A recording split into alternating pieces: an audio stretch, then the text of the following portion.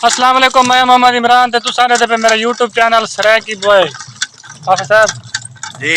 आज नहीं भावलपुर इस्लाम वगैरह आ गए थे आवाम ज्यादा लुट के बांध छान लौट गए कितना आप भालपुर आए बैठे ने दरिया दिखाई ना देखे तो सुखा पे बदलो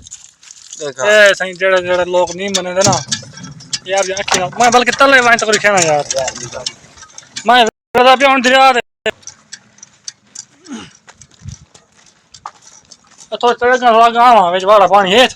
कितना पानी क्या नहीं देखो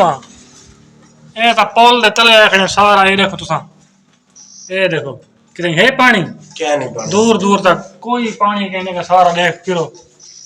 अदन पानी आ गए तो पानी आ गए तो कोई शय कह नहीं सी ड्रामा बनाई कण कितनी कितनी है सही खतरा पर